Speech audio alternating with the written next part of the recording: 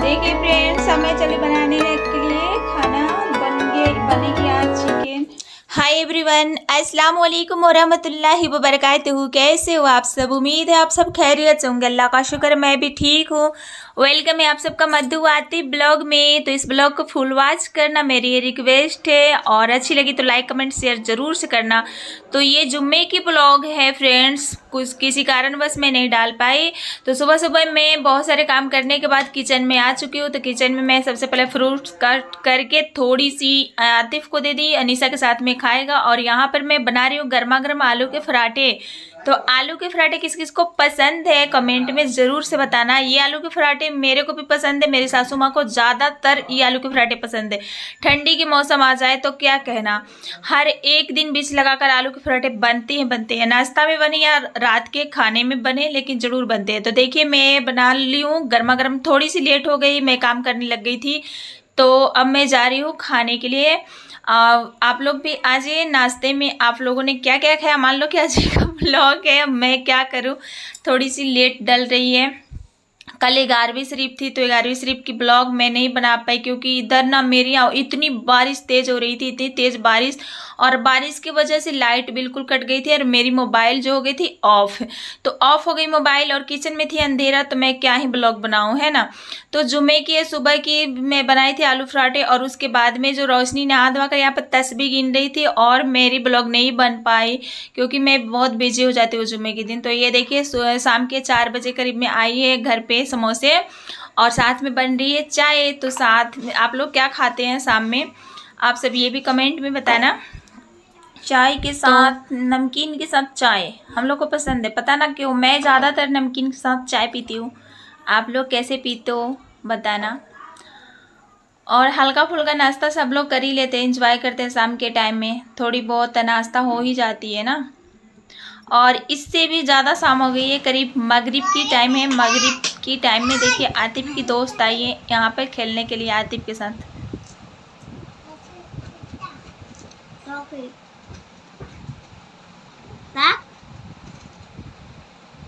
नहीं खेल रहा है बेचारा।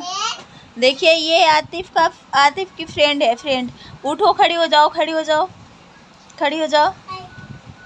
हाय देखो, आतिफ से बड़ी है बट लग रही है आतिफ से बड़ी है बेचारी।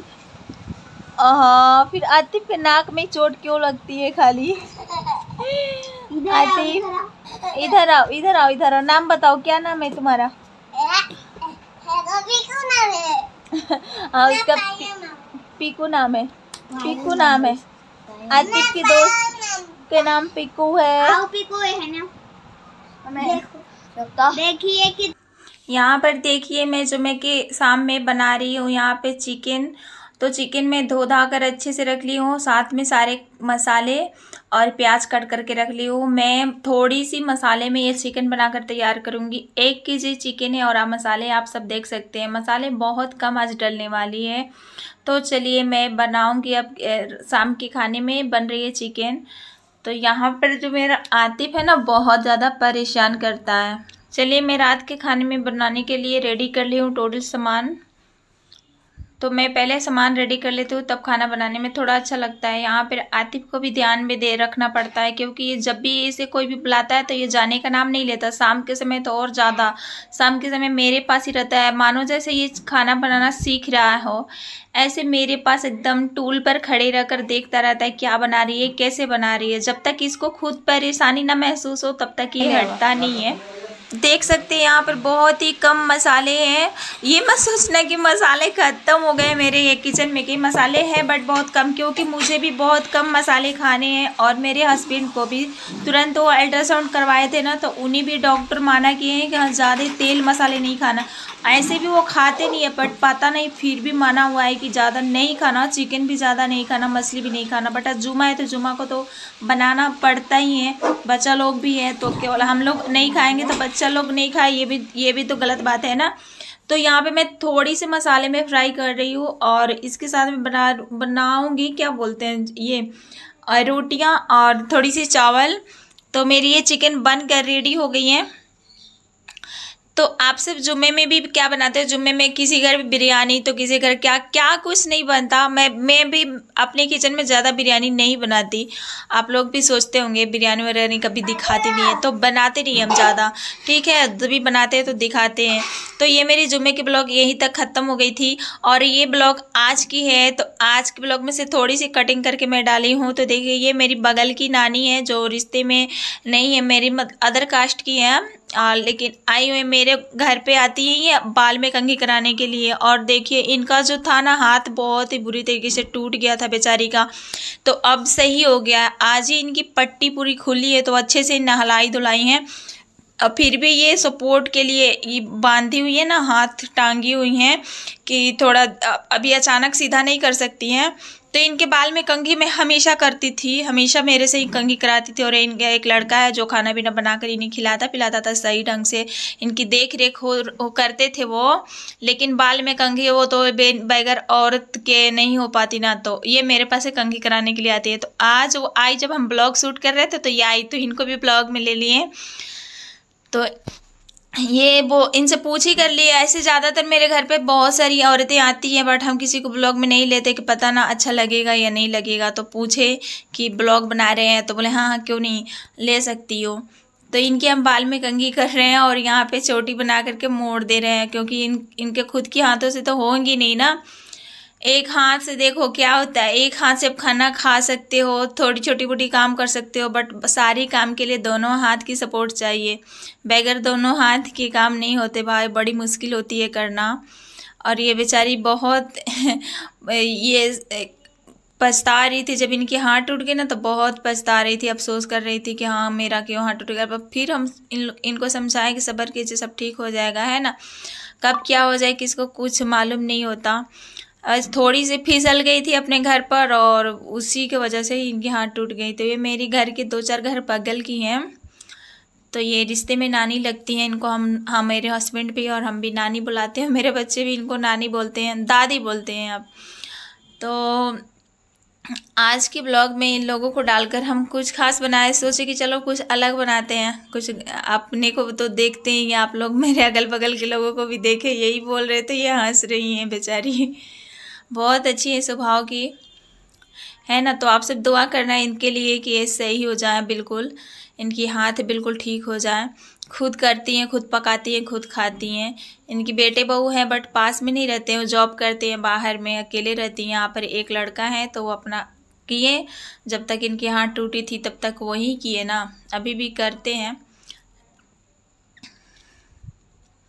11वीं शरीफ का मैं ब्लॉग नहीं डाल पाई, बहुत अफसोस हो रही थी मुझे, क्योंकि 11वीं शरीफ तो सही था, सब बहुत कुछ अच्छे से बनाना खिलाना नियाज फतेह सब कुछ हुआ था, बट अंधेरा होने के कारण और मेरी मोबाइल ऑफ हो जाने की वजह कुछ नहीं मैं ब्लॉग बना पाई। बिल्कुल मुझे बहुत अफसोस हो रही थी। तो ये आज संडे है ना, आज ही मैं ब्लॉग को ही डालूँगी। तो आज संडे को ये ब्लॉग है। और देखिए बातें करते करते हम चले गए छत पे,